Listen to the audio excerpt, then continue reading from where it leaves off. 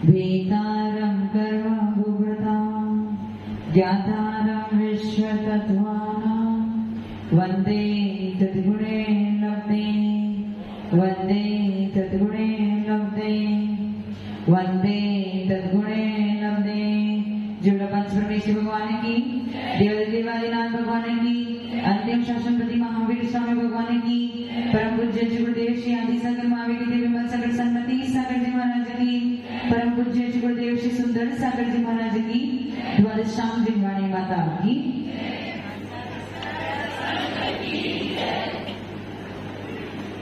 मोहिनी कर्मों की चर्चा चल रही थी। मोहिनी के दो भेद, दर्शन मोहिनी और चारित्र मोहिनी। दर्शन को अर्थात श्रद्धान को मोहित करने वाला दर्शन मोहिनी और चारित्र को मोहित करने वाला चारित्र मोहिनी। दर्शन मोहिनी के कितने उत्तर भेद है? 3 और चारित्र मोहिनी के 25। उसमें से मिथ्यात्व का वर्णन चल रहा था।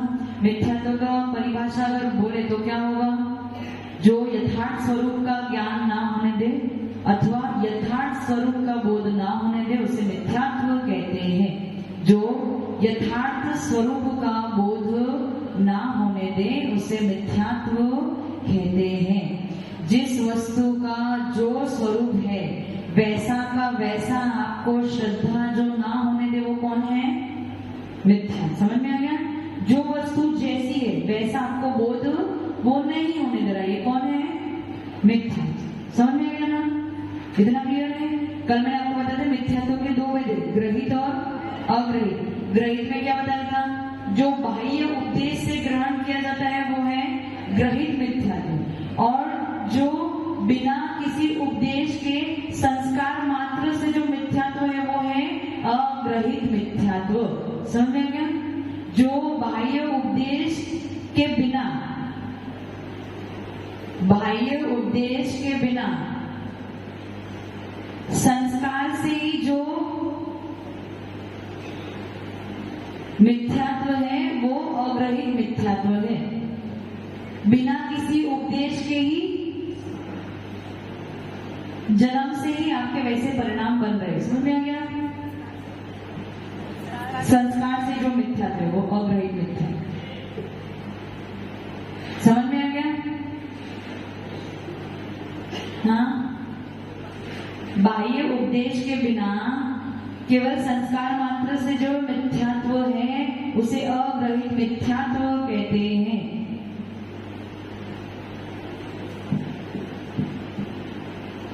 समझ में आ गया सबको? एक तो बाह्य पर के उपदेश से जो आपने मिथ्यात्व ग्रहण किया है वो ग्रहित मिथ्यात्व, और बिना उपदेश से अपने आप ही आपके अंतरंग के परिणाम ही वैसे बन रहे वो अग्रहित मिथ्यात्व। समझ में आ गया? समझ में आ गया? अपने आप ही कभी कभार रोज मंदिर जाने वाले, रोज साधुओं के पास जाने वाले, उनका मन अपने आप बदल जाता है और सोचने लगता है बस अब मंदिर नहीं जाना, साधुओं के पास नहीं जाना, अच्छा नहीं लगता है, उनकी बातें अच्छी नहीं लगती है, उनके दर्शन करना अच्छा नहीं लगता है। तो ये आपको क्या हो गया? मिथ्यात्व कर्मों का उदय हो गया, अग्रहित मिथ्यात्व। किसी ने आपको कुछ बोला नहीं है परंतु अपने आप ही आपके भाव हट गए। किसकी तरफ से हट गए? सच्चे देव, सच्चे शास्त्र और सच्चे गुरु की तरफ से आपके भाव हट गए। कुछ किसी ने बोल दिया, किसी गुरु ने कुछ बोल दिया, या शास्त्र में कुछ ऐसी बात आ गई जो आपको अच्छी नहीं लग रही है, तो अच्छी नहीं लग रही तो आपने छोड़ दिया उनके पास जाना। तो ये क्या हो गया? आपके मिथ्या कर्म का उदय आ गया। समझ में आ गया? जो आपको सच्चे देव शास्त्र गुरु से विमुख कर दे, जो वस्तु का यथार्थ स्वरूप है उससे विमुख कर दे या उल्टे रास्ते पे ले जाए वो कौन है? मिथ्या। अब स्वयं आप अपना अपना तोल लेना कि क्या मिथ्यात्व है और क्या नहीं। समझ में आ गया? अब ये मिथ्यात्व के ज्यादा मिथ्यात्व की चर्चा करनी नहीं है, परंतु फिर भी मैं आपको बता देती हूँ मिथ्यात्व के 5 भेद। अपन कर्म सिद्धांत की चर्चा करने बैठे हैं और कर्म सिद्धांत में केवल कर्मों का वर्णन होता है कि कर्म कितने प्रकार के हैं, कौन कौन से हैं और वो क्या, एक लाइन में उसका उत्तर होता है कि कर्म आपके साथ क्या करते हैं। लेकिन हमने आपको एक एक कर्मों का 2-2, 3-3 दिन तक विवरण करके आपको समझाने की कोशिश करी कि कर्म आपके साथ आपके जीवन में किस प्रकार से परिवर्तन लाते हैं। तो मिथ्यात्व आपकी श्रद्धा को गलत कर देता है। ठीक है? ज्यादा मुझे मिथ्यात्व के बारे में बोलना नहीं है, परंतु मिथ्यात्व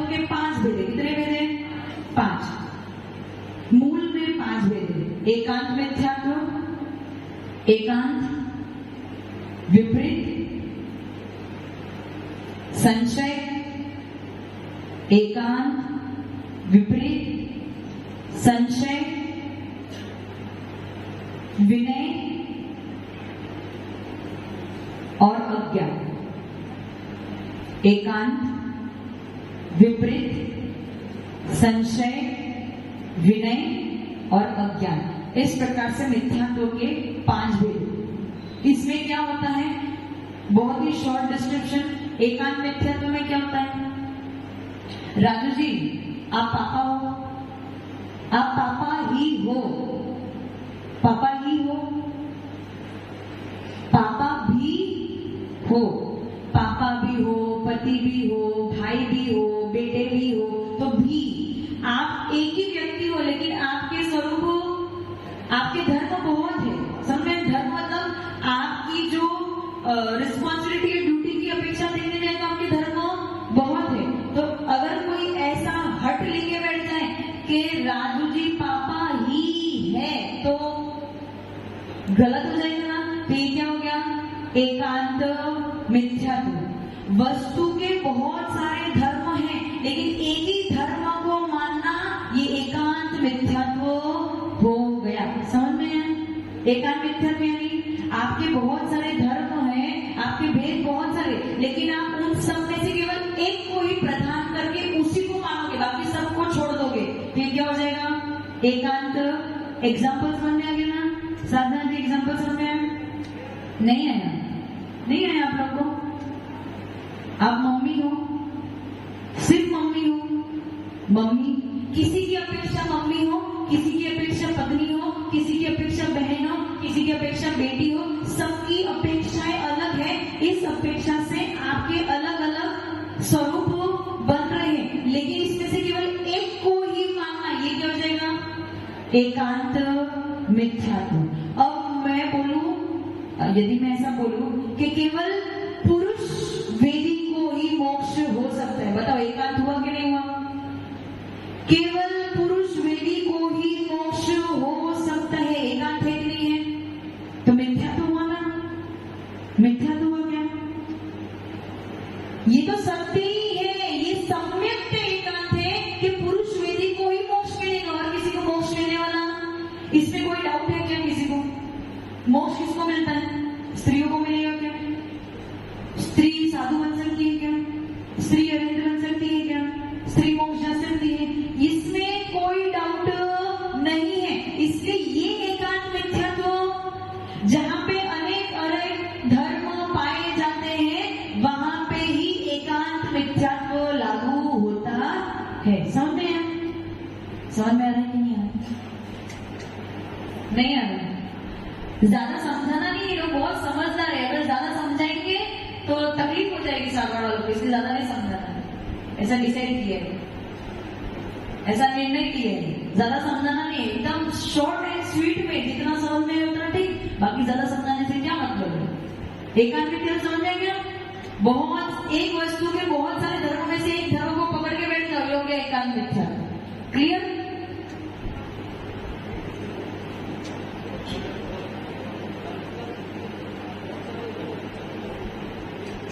आवाज नहीं आती, माइक देना।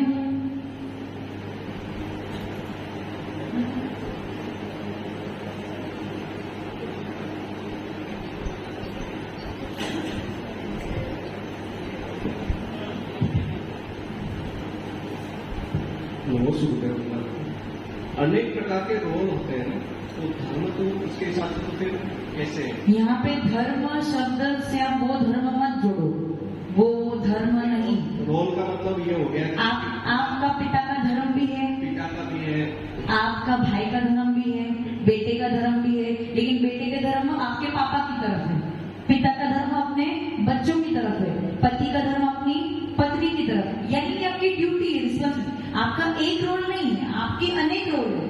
अब अनेक रोल में से मैं केवल एक रोल को पकड़ के बैठ जाऊं, अमित जी सिर्फ बेटे ही है, तो ये क्या हो जाएगा, ये क्या हो जाएगा, गलत हो जाएगा ना। आप ही नहीं हो, आप आप बेटे भी हो, इसकी अपेक्षा अपने पिता की अपेक्षा बेटे भी हो, अपनी बहन की अपेक्षा भाई भी हो, अपनी पत्नी की अपेक्षा पति भी हो, अपने बच्चों की अपेक्षा पिता भी हो। तो एक ही व्यक्ति में रोल बहुत सारे, लेकिन एक ही रोल को पकड़ के बैठ गए कि नहीं ऐसा ही है, तो ये गलत हो जाएगा। समझ में? अच्छे से प्रश्न पूछे तो समझ में क्या कंफ्यूजन हो रहा है। राजू जी आप पूछिए। एक्चुअल में आप धर्म के ना वो धर्म पे जा रहा है, धर्म का मतलब रोल से है। हाँ, यहाँ से रोल से, वो धर्म की बात, संप्रदाय की बात नहीं चलती। अलग अलग रोल है और उसमें से कोई एक ही रोल को अपन अदा कर रहे हैं, उसके लिए केवल अपना नाम हो रहा है, तो वो मिथ्या है। देखो, धर्म एक शब्द के अनेक पर्याय, मतलब अनेक, एक शब्द के मीनिंग अनेक होते हैं। तो यहाँ पे मैं जिस धर्म की बात कर रही हूँ उसमें आपके रोल, आपका धर्म, आपकी ड्यूटी, समझ में आया? ये तो केवल एग्जाम्पल मात्र है, उपलक्षण मात्र है।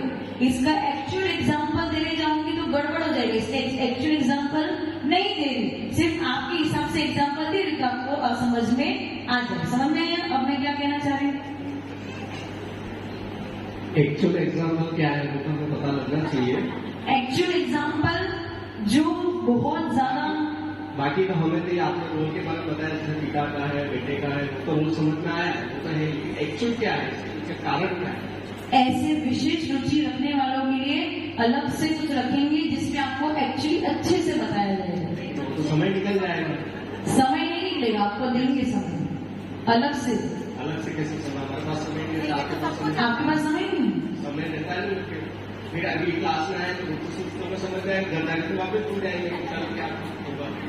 आपके उनको समझा देंगे, वो आपको समझा देंगे, ट्रांसफर कर देंगे। ठीक है ना? पर माता जी यहाँ समझो ना, सबको समझना है, किसी को समझ आ ही नहीं रहा है। एक्चुअल वो क्या कहना चाह रहा है, वो बात तो क्लियर हुई नहीं। हम सब थोड़ी ये विशेष क्लास में आ सकते हैं।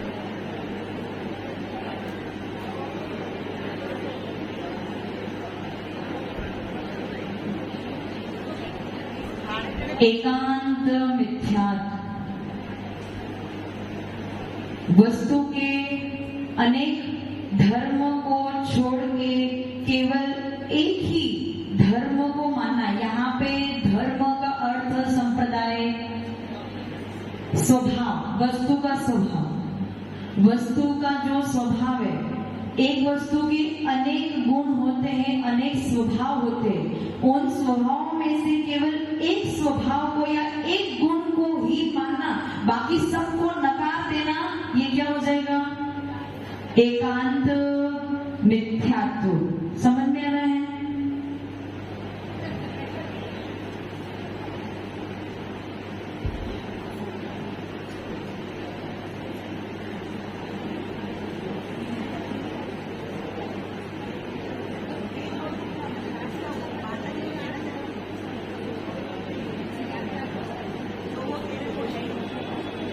वही है, वो जो कह रही हूँ वही है, वही है।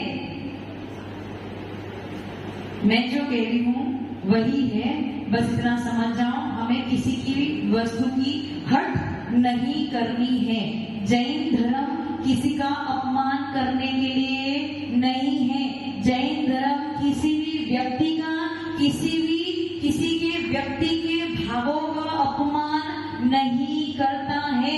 ये जैन धर्म कभी भी नहीं सिखाता है। सारे व्यक्तियों के जितने भी जीव हैं, इस लोक में जितने भी जीव हैं, सबके अंतरंग में सिद्ध भगवान बैठे हैं। सब सिद्ध की दृष्टि से सब एक समान है। लेकिन जब पर्याय धारण करते हैं तो कोई बड़ा कोई छोटा हो जाता है। हो सकता है किसी ने गुण प्रकट कर लिए तो बड़ा बन जाता है, और जो गुण प्रकट नहीं कर पाए वो छोटा बन जाता है। लेकिन वो केवल उस स्थिति में छोटा होता है। लेकिन अपमान करने का भाव जैन धर्म का कभी भी नहीं होता है। जहाँ पे जैन धर्म ये सिखाता है एक छोटे से चींटी को भी अथवा सूक्ष्म जीव का भी घात हमें नहीं करना है। तो जो बड़े बड़े लोग हैं अथवा जो बड़े बड़े जीव हैं अथवा पंचेंद्रिय जीव हैं, उनका घात करना अथवा उनके भावों को घात करने का भाव किसी भी जैन धर्म के व्यक्ति का नहीं हो सकता है। जैन धर्म के अनुयायी का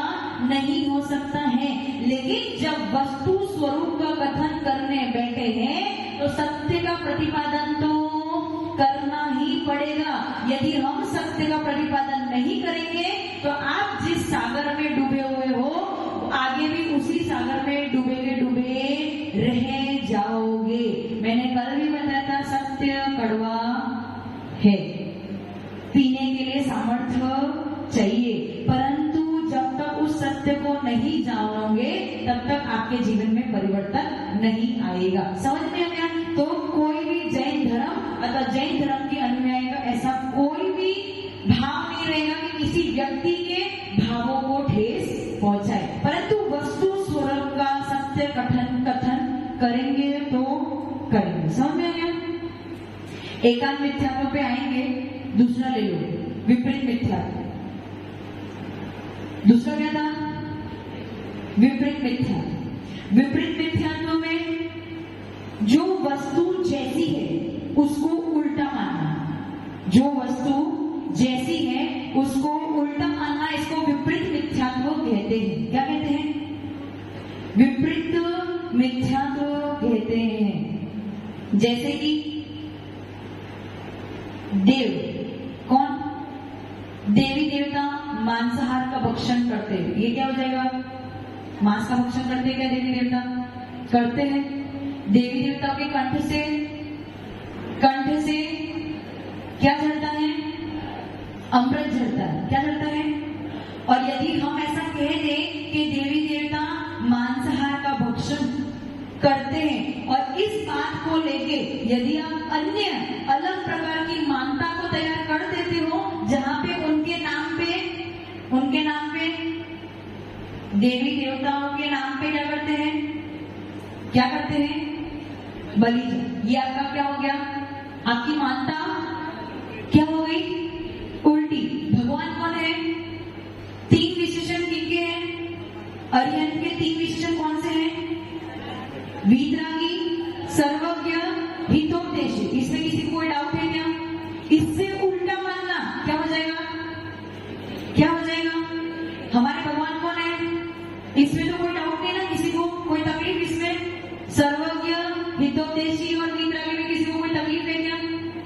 इन 3 विशेषण से अलग कुछ मानना आपका विपरीत मिथ्यात्व हो गया। समझ में आ गया? क्लियर? मोक्ष किससे मिलेगा? कौन से पेज से मिलेगा? कौन से भेष से मिलेगा? अमित जी, कौन से भेष से मोक्ष मिलेगा? कौन से भेष से? दिगंबर। दिगंबर का अर्थ क्या होता है?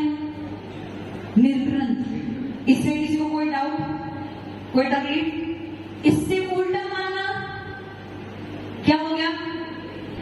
क्या हो गया? समझ में आ गया ना? अब क्लियर है? समझ में आया? अब तीसरा क्या था? संशय। वस्तु के 2 पहलू हैं और उसमें से डिसाइड नहीं कर देना। लिखो मत, इसमें कोई परिभाषा का कोई मतलब नहीं है, सिर्फ सुन लो। वस्तु के 2 पहलू हैं, आपको 2 मत पता है, एक ही वस्तु के 2 मत पता है, या एक ही वस्तु के, जैसे भगवान के आपके पास 2 परिभाषा है। एक तरफ तो है कि जो सर्वज्ञ, हितोपदेशी और वीतरागी है वो भगवान है, और दूसरी तरफ आपके पास उल्टी डेफिनेशन है, उल्टी परिभाषा है। अब आप डिसाइड नहीं कर पा रहे कौन से, ये वाले सही है, ये वाले सही है, ये वाले सही है, ये वाले सही है। तो ये क्या हो गया? ये क्या हो गया? संशय। समझ में आया मैं क्या कह रही हूँ? समझ में आ रहा है ना? कुछ गलत तो नहीं कह रही हूँ? विपरीत में क्या था? उल्टा, अपोजिट मानना। संशय में क्या है? आपके पास 2 मत है और उस 2 मत में से आप डिसाइड नहीं कर पा रहे हो कि सत्य क्या है। तो ये क्या हो गया? संशय मिथ्यात्व। चौथा क्या था? विनय। विनय मिथ्यात्व में व्यक्ति क्या सोचता है? बस विनय करने से ही मोक्ष मिलेगा। किसी की भी विनय करो, किसी के पास भी चले जाओ, बस विनय करो सबकी। क्या करो? विनय करने के लिए मना नहीं है, मान सम्मान करने के लिए मना नहीं है, लेकिन मान सम्मान के बल पे हमें मोक्ष की प्राप्ति हो जाएगी, हमें उच्च पद का प्राप्त हो जाएगा, ये मानना आपकी गलत। समझ में? मान सम्मान करने के लिए मना, पर जहां देखा सब जगह जाके क्या कर रहे हैं? बस विनय करो, सबकी विनय करो, उससे कहीं ना कहीं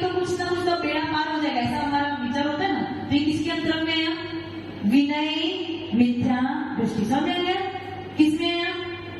समझ में आ रहा है? जल्दी तो नहीं हो रहा, जल्दी तो नहीं हो रहा। विपरीत में क्या था? उल्टा। संशय में क्या था? डिसाइड नहीं कर पा रहे सत्य क्या है और झूठ क्या है। और चौथा क्या है? विनय। विनय में क्या है? सबकी विनय करो, सबको मान लो, बस उससे ही हमारा कल्याण हो जाएगा। तो क्योंकि जो राष्ट्रपति है वो राष्ट्रपति ही रहे, जो पीएम है वो, अब मैं सोचूं मैं आचार्य बन जाऊं तो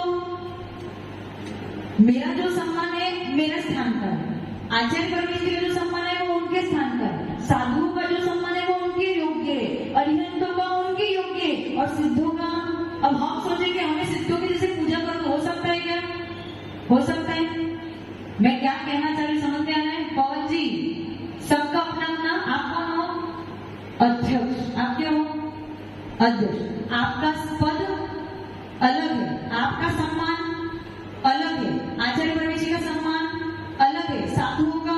आप सोचो कि मैं आचार्य बन जाऊं उसी देश में, हो सकता है क्या?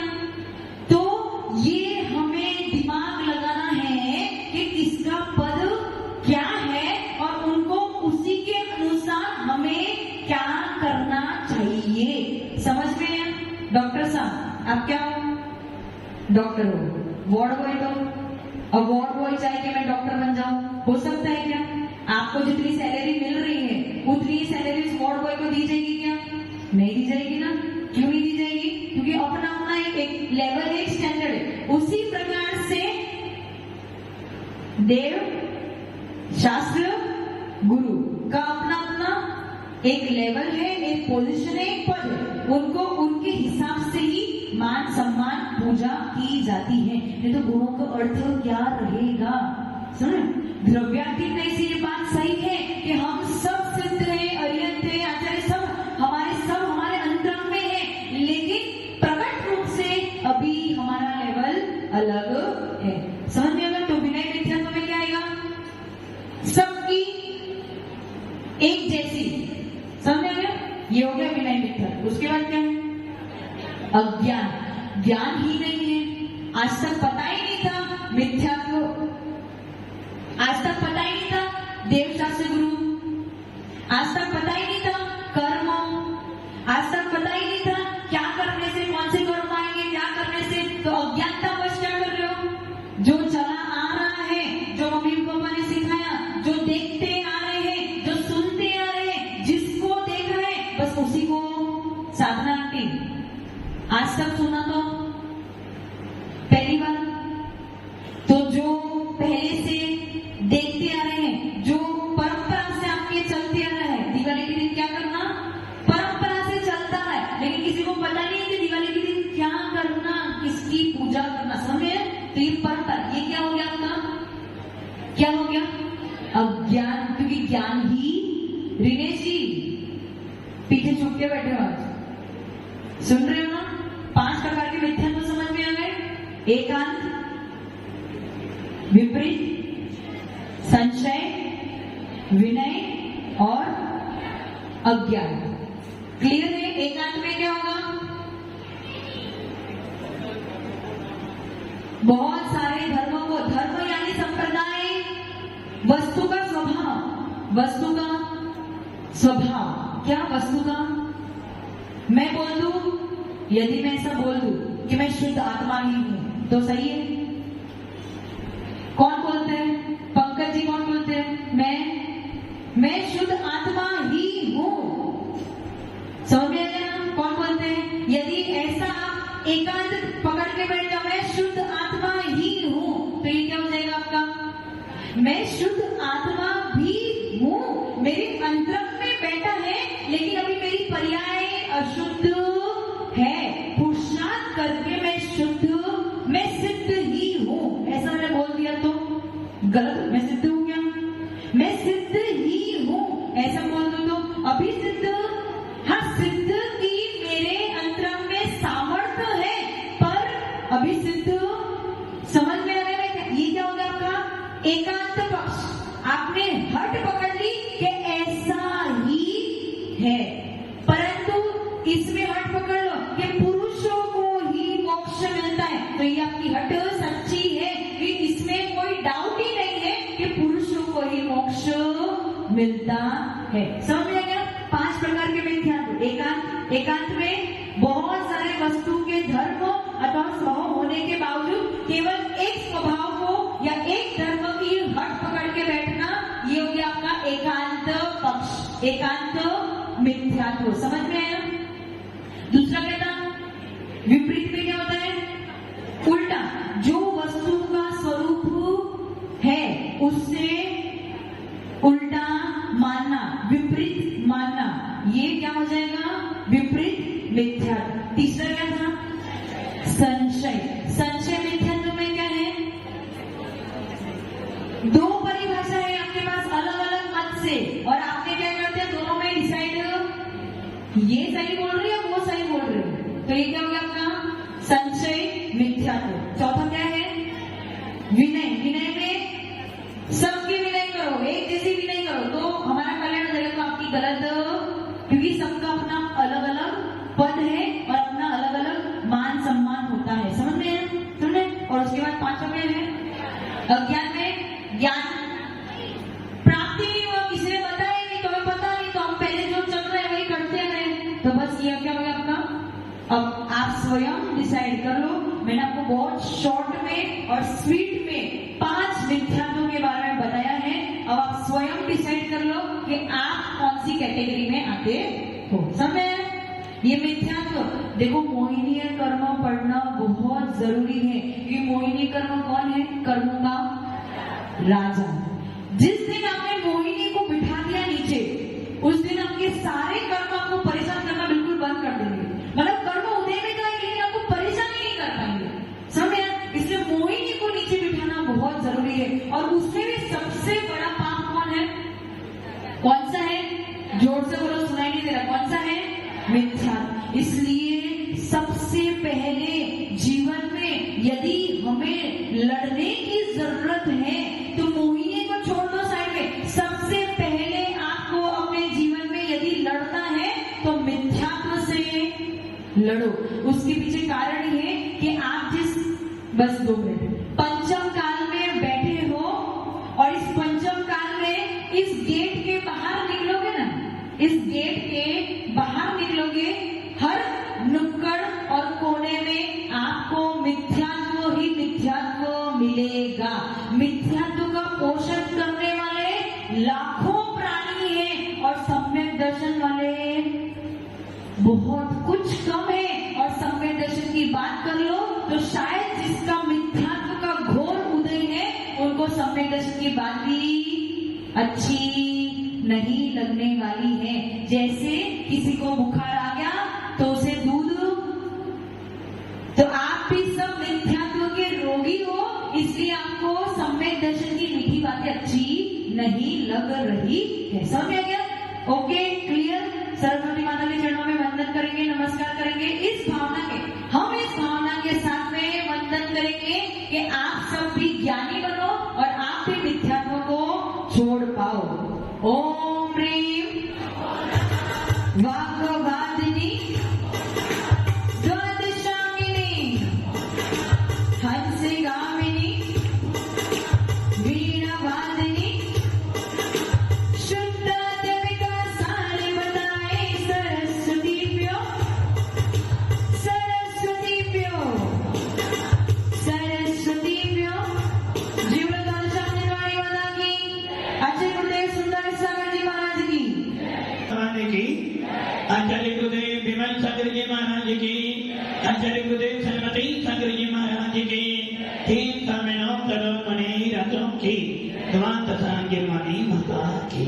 बोले दिव्य तपस्वी आध्यात्मिक भी राष्ट्र आचार्य 108 सुंदर सागर जी गुरुदेव की, गुरुदेव की, गुरुदेव की।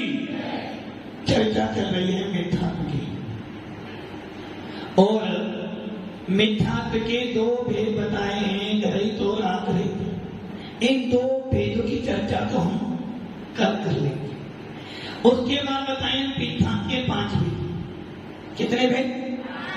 मिथ्यात्व का अर्थ क्या हो गया? आपकी श्रद्धा में गड़बड़ी, अर्थात ये समझ लो आपकी श्रद्धा खराब हो चुकी है।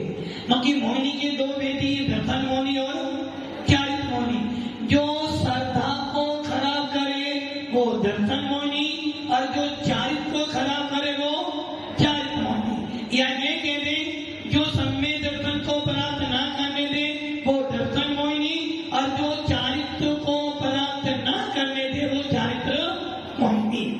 अब उस दर्शन मोहिनी के 3 भेद किए, मिथ्या, सम्यक मिथ्या और सम्यक प्रकृति।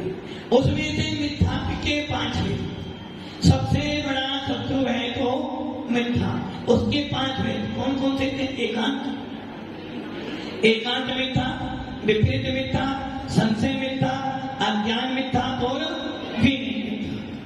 अब सबसे पहले चलते नीचे से विनय मिथ्या। इसका तो क्या हो गया? विनय मिथ्या सीधा सीधा अर्थ कह रहा विनय। विनय मतलब सम्मान। विनय मतलब अमीर की सम्मान, धनवान की सम्मान। अच्छा, हमारी विनय करते हो? कीर्ति जी हमारी विनय करते हो? विनय करते हो ना? पवन जी की विनय करते हो? कीर्ति जी पवन जी की विनय करते हो? इनकी भी विनय करते हो, हमारी भी विनय करते हो। विनय मतलब सम्मान। आप हमारा सम्मान करते हो, निर्गम साधु का क्या सम्मान करोगे आप बताओ? वकील साहब कोर्ट में जाते हो, जज की विनय करते हो, अपने विरोधी वकील की विनय करते हो? तो जब भी बोलोगे तो विनय से बोलोगे, बना फाइन टू मुलुट, बना वो कोर्ट वाला जज तुमको। अपराधी की भी विनय करते हो, यदि अपराधी की अभिनय कर दोगे तो केस उल्टा। विनय का अर्थ क्या है? ओनली सम्मान। तो हमारी विनय करते हो वकील साहब, और घर पर बच्चों की विनय करते हो? घर पर बच्चों की विनय करते हो क्या नहीं करते हो? तो उनकी विनय हमारी विनय में सम्मान। समझिए क्या विनय करो ना? विनय का अर्थ सम्मान नहीं है। विनय का अर्थ होता है जिसमें गुण हो उनकी विनय करना। किंतु आचार्य मूलाचार में आचार्य भट्ट के स्वामी कहते हैं विनय मतलब जैसा विषय होगा विनय की परिभाषा बदल जाएगी। सामान्य अर्थ में विनय मतलब मोह मान करना, सम्मान करना, आदर देना, ये बोला जाता है। किंतु एक विनय आप अपने घर के मेंबरों की करते हो और एक विनय साधु की नहीं, पीएम की करते हो। एक विनय घर के मेंबर की करते हो, एक विनय सीएम की करते हो, एक विनय पीएम की करते हो। मान लो आपके यहाँ राजस्थान के सीएम आ जाए और एक तरफ सांसद बैठा है, सबसे पहले विनय किसकी करोगे? सीएम की। अच्छा, सीएम की विनय और जो सांसद दोनों की विनय में अंतर होगा? क्या अंतर होगा? दोनों की विनय कर रहे हो ना, कुछ अंतर है? सीएम वाले के लिए चांदी की थाली होगी, सांसद के लिए होगा। यदि सीएम के लिए सम्मान करना है तो बड़ी वाला, और सांसद के लिए छोटी। और मान लो उसमें पीएम आ जाए तो सीएम की छोटी हो जाएगी पीएम की। और मान लो राष्ट्रपति आ जाए तो सीएम भी गया, पीएम भी गया, राष्ट्रपति की माला और बड़ी। और मान लो वहां पर निगम साधु आ जाए तो माला ही गई। तो आप ये ध्यान रखना, माता जी ने बहुत जल्दी आपको विनय का पाठ पढ़ा दिया। पांचों आदि वो पढ़ाना चाहें तो एक एक विषय पर 3-3 दिन निकल सकते हैं, इतना वो पढ़ चुके हैं। तो विनय का अर्थ मात्र सम्मान करना नहीं है। सामान्य भाषा में कहा जाए कि मैंने आदर सम्मान करना। अभी मान लो हमारे पास में अध्यक्ष मोदी जी आ जाए तो हमें इनकी विनय करनी पड़ेगी। तुम विनय करें तुम्हारी करें, इनकी क्यों विनय करें? बोलो मैं धर्मवान समाज का अध्यक्ष हूं। और यदि मान लो राजू भैया आ जाए तो इनकी विनय करनी पड़ेगी हमें, राजू की विनय करनी पड़ेगी आपकी। बोलो महाराज 4 महीने संचार मुझे ही करना है। और मान लो भैया जी आ जाए तो हमें इनकी विनय करनी पड़ेगी, हमें हमें हमें नहीं, आप तो कुछ भी करते रहोगे, हमें क्या विनय करनी है भैया जी की? और माता जी आ जाए तो हम उनकी विनय करेंगे क्या? नहीं करेंगे। और मान लो साधना जी आपके घर में माता जी आ जाए तो विनय करोगी, और भैया जी आ जाए तो, और स्वामीनाथ आ जाए तो, मतलब किन्हों की विनय करोगी? माता जी की विनय करोगी, भैया जी की विनय करोगे, और पति देवताओं की विनय करोगे। मतलब जब विनय करोगी ना, विनय करोगी तो तुम्हारा पद क्या है? मान लो पति नहीं तुम्हारा पद तो इनका है, माता जी का पद है, इनका पद, तुम्हारा कौन सा पद? बोलो पति देव का पद मेरा ही तो है। विनय करोगी ना, तो विनय का से क्या हुआ? सम्मान। इसलिए ये ध्यान रखना, विनय का तो सम्मान नहीं है। ये तो बहुत छोटी भाषा में कहती कि विनय मैंने आदर सम्मान करना। विनय का आचार्य भट्ट के मूलाचार में लिखते हैं, विनय 2 प्रकार की है, या 2 नहीं लिखो 5 लिखना मत इसको। 5 प्रकार की विनय है, 5 प्रकार की। एक, अर्थ के लिए विनय करते हो, अर्थ के लिए, धन के लिए विनय करते हो। जितने लोग सर्विस करते हैं, भले उनका वो अनपढ़ हो, उनका छाप हो, फिर भी आपको उसकी विनय दो। किसके लिए करोगे? किसके लिए? घर में जाकर 1 गिलास पानी भी पीना हो, सुनती हो पानी लेकर आओ, और वहां ऑफिस में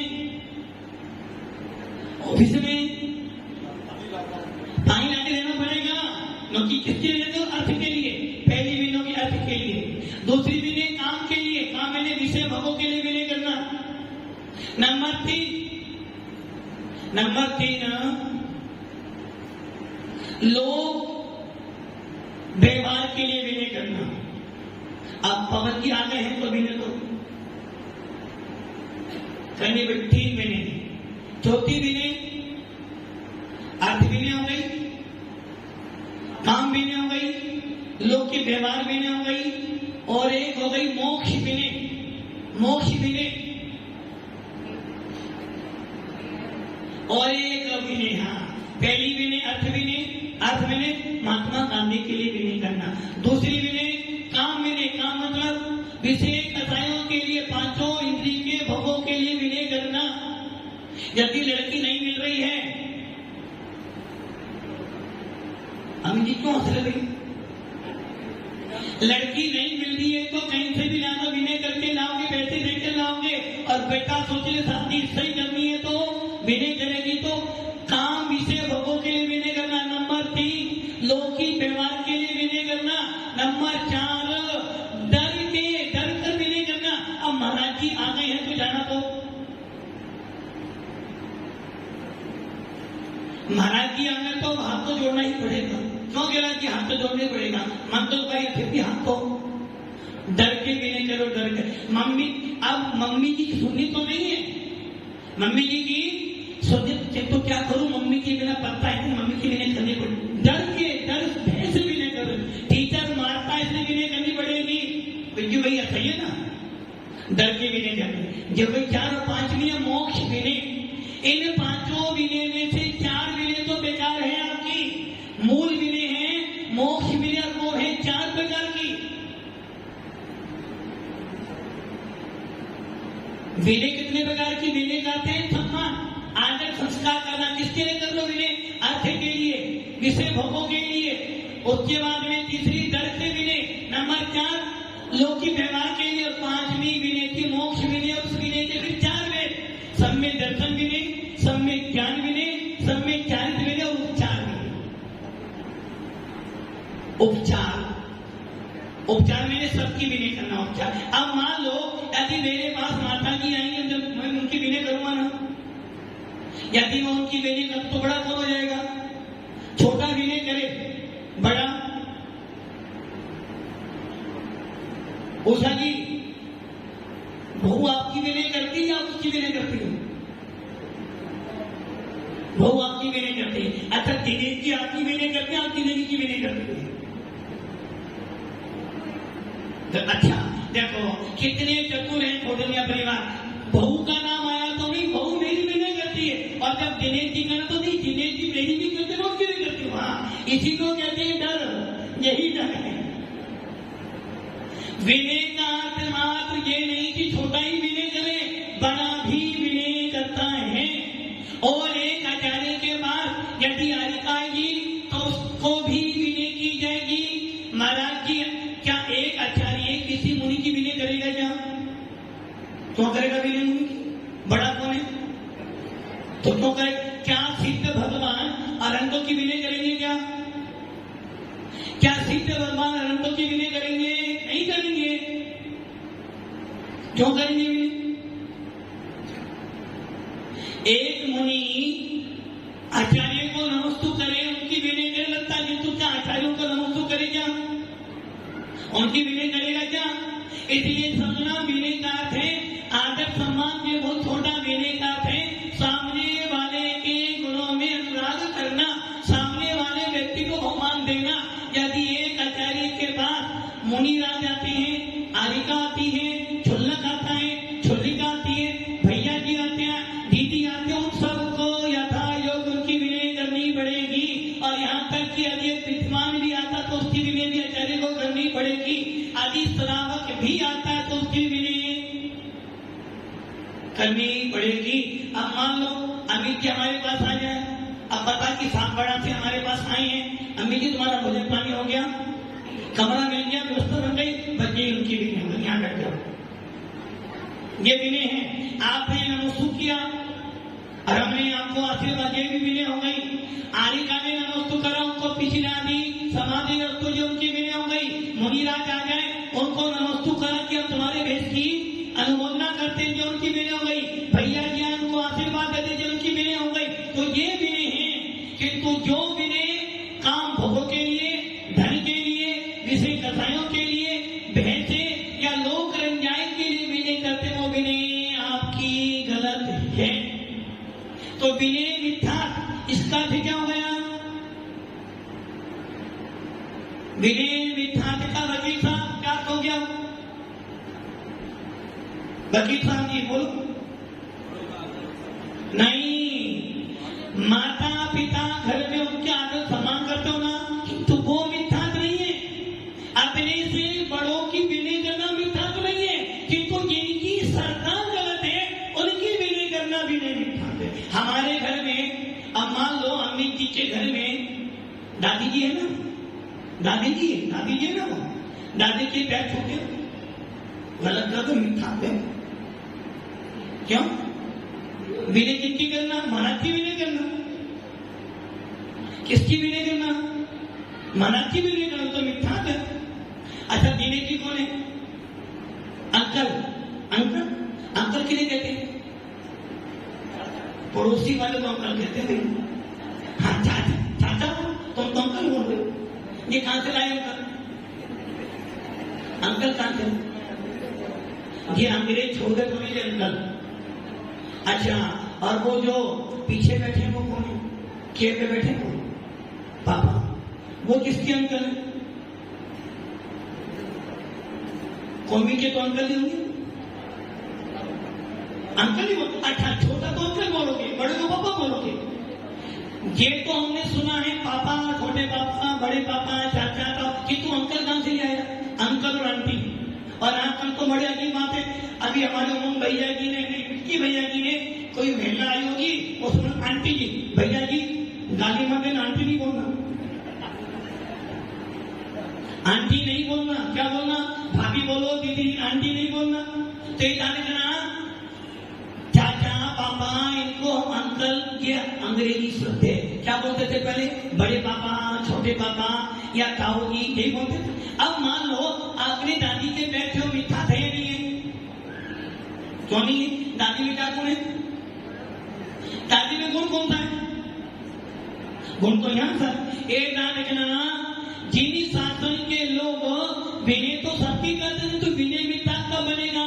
जिनकी श्रद्धा गलत है, जिनकी श्रद्धा वीतराग शासन पे नहीं है, जिनकी श्रद्धा देव शास्त्र पे नहीं है, ऐसे लोगों की विनय करना विनय मिथ्या। किंतु घर में हमारे पापा हैं, साहू जी हैं, अंकल हैं, आंटी हैं, भैया हैं, इन सब की विनय करना विनय मिथ्या तो नहीं। समझ में आने बात? एक स्त्री जीवन भर कोई भी काम करेगी अपने पति देव से पूछकर करती है। अच्छा करना हो, बुरा करना हो, कले सारे काम में उनकी विनय कर, कितना ही गुस्सा हो जाए वो फिर भी उनकी विनय करने जाओगे ना। उपवास भी होगा और पति देव रात में 9 बजे भी आए तो उनके लिए कुछ ना कुछ करो। तो ये विनय तो मिथ्या तो नहीं है, क्योंकि विनय मिथ्या का अर्थ है जिनकी श्रद्धा गलत है, ऐसे लोगों को मानकर ये सब एक जैसे हैं, सबके विनय करना। एक तरफ निर्गम साधु बैठे हैं, एक तरफ साधु बैठे हैं, साधु हमें जैन शासन से भाइये बैठे हैं, सबको एक माना, सब एक जैसे तो है माना। सोमवार जाओ या बुधवार जाओ, गुरुवार जाओ, शनिवार जाओ, सब एक जैसे सबकी विनय करना, ये है विनय मिथ्या। समझ में आ गया? अमित जी क्या कहें? मान लो आपकी दुकान पे आप देखो व्यापार करते हो, वकील साहब का नियम है कि हम मात्र दिगंबर जैनियों के केस लड़ेंगे। वकील साहब सही यही नियम है ना? नहीं है ना? हाँ कीर्ति जी, आप दुकान के बाहर लेंगे मात्र जैन व्यक्तियों के लिए ये दुकानें हैं, ऐसा हो सकता है क्या? हो सकता है क्या? आदि ऐसा नहीं तो क्या होगा? दुकान ये मंदिर सबके लिए है, ऐसा हो सकता है क्या? वो कह रही हो सकता है। आदि ऐसा कर दोगे तो कौन बन जाओगे? विनय मिथ्यात्वी। ये मंदिर सबके लिए हो सकता है क्या? अब मेरा आपसे सवाल है, क्या मस्जिद में सबको जाने का अधिकार है? क्या गुरुद्वारे में सबको जाने का अधिकार है? अभी जाना है तो कैसे जाओगे? बोलो भैया, बोलो कैसे जाओगे गुरुद्वारे में? सर खतना और क्या बोलना पड़ेगा? भाई गुरु का वास्ता, भाई गुरु की फतेह, जो बोले सो बोलना पड़ेगा। और उनकी विधि से ही आपको नमस्कार। और यदि आप मान लो कहां गए तो वहां क्या करोगे? मस्जिद में। हाँ, ऐसे करोगे, उनकी विधि से ही आपको वहां पर। और यदि पीएमडी आएगा तो उनको भी उसी विधि से, वो उनकी एक मानता है। किंतु इन सबको मानकर करना कि नहीं सब एक जैसे ही है। महावीर के पास गए तो वहां भी ऐसे ही नमस्कार आना, वहां भी सबकी विनय करो, सब ये भी भगवान, वो भी भगवान, ये भी भगवान, यही विनय मिथ्या। जिनकी श्रद्धा गड़बड़ है उन सबको एक मानकर चलना, यही विनय मिथ्या है। आज के लिए इतने लोग काफी है, क्योंकि कल ये विषय चलने वाला, क्योंकि माता जी विषय चलाएंगे नहीं, क्योंकि मुझे समीक्षा बार बार सातवाड़ा में हमारे राज्य भैया ने हमारा नाम खराब कर दिया। समीक्षा रूप प्रवचन। समीक्षा का मतलब क्या होता पता आपको? समीक्षा का मतलब होता है जो जो उसमें कृतियां हैं वो सबकी सब।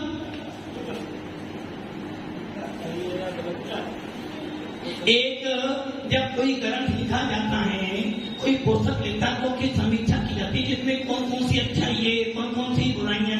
तो भैया तो आज आपके लिए सिर्फ मिथ्या विनय मिथ्या समझाया है, परिभाषाएं बहुत है, उदाहरण बहुत है, और ये समझ लेना हम आपको सिर्फ बता सकते